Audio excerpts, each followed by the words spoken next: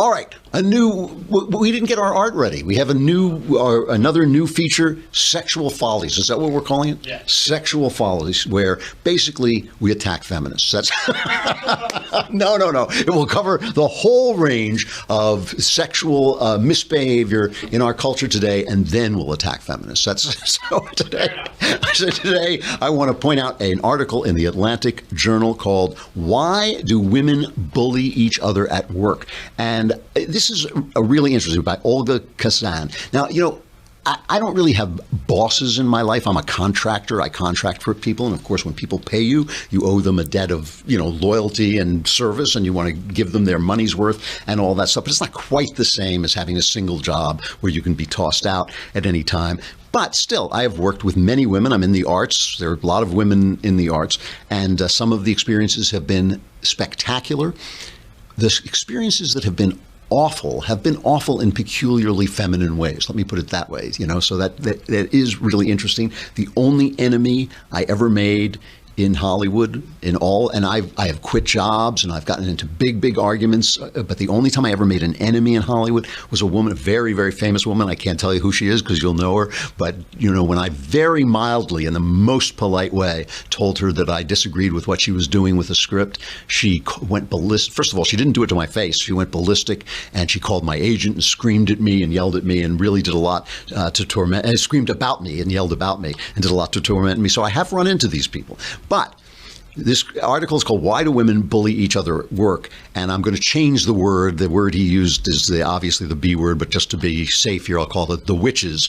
The witches, they say there are a lot of witches in business, and the witches, as one woman put it, they come in three varieties. She categorized them on her personal blog in a post titled "Beware the Female Big Law Partner." So this was a lawyer working in a big law firm. She said the first was the aggressive witch, a certain kind of high-ranking woman at the firm where she worked who didn't think twice about verbally assaulting anyone. When one such partner's name appeared on caller ID, Shannon told me we would just freak out just to see her calling. Next was the two-faced passive-aggressive witch whose subtle, semi-rude emails hinted that you really shouldn't leave before 6:30. She was arguably worse than the aggressive witch because you might never know where you stand. Last but not least, the tuned-out indifferent witch, she wrote, is so busy both with work and family that they don't have time for anything. This partner is not trying to be mean, but hey, they have things to do till midnight, so you will too. They're going to make you work till midnight.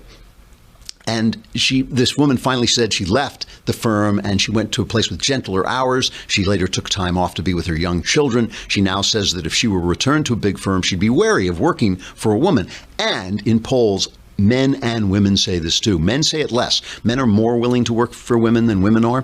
But the writer says, the female writer on this Atlantic Post says, her screed against the female partner surprised me since people don't usually rail against historically marginalized groups on the record. Now, I would take issue that women in America have been historically marginalized, but let's say they are, all right? When I reached out to other women to ask whether they'd had similar experiences, some were appalled by the question, as though I were Phyllis Schlafly calling from beyond the grave. Heaven forfend, you should be Phyllis Schlafly. But then they would say things like, well, there was this one time, and tales of female sabotage would spill forth. As I went about my dozens of interviews, I began to feel like a priest to whom women were confessing their sins against feminism. And that is actually the point that I actually wanted to get to, because I know that women don't like working for women, and I know that men prefer working for men, though by smaller numbers.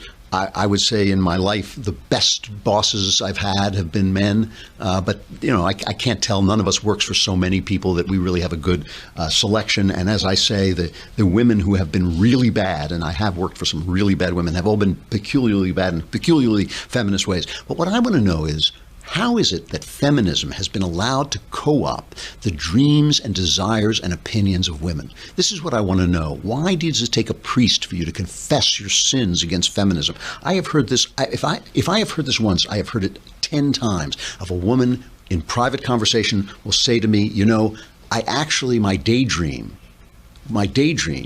is that a man will come along and rescue me. But I know you're not supposed to dream that. How did feminism acquire the power over your daydreams? How did it acquire the power over your opinions and your desires? I would really like to know this. I mean, women are more social than men. Like I said, I'm kind of a guy who doesn't care what people think of me unless I love them, unless I really care about them. If I care what my friends think about me, I care what my wife thinks about me. I just don't care what, like, some guy who comments. You know, I have a very thick skin when it comes to what people are saying about me and all this stuff. And I know women are more social than that. They care a lot more. But how is it that women have allowed feminism to co-opt their daydreams and their desires and their opinions? I just want to know. I would love to hear from women about this. Like, do they feel afraid to sit down and ask themselves not what they're supposed to want out of life, but what they actually want out of life? Do they ever hold their life up to their real daydreams, the daydreams that they have when they're lying in bed before they fall asleep, when they're walking, when nobody's around? Do they ever hold their life up to that instead of the daydreams they were sold by their feminist professors, their feminist teachers, maybe their feminist parents? I really would like to know about that, because I hear this from women again and again. I'm not supposed to say this, but I'm not supposed to say this, but. And that was the thing that caught me in this article, was not so much about whether women make bad bosses or not, but that women weren't willing to say it. They weren't willing to say it. Feminism has shut down women's minds.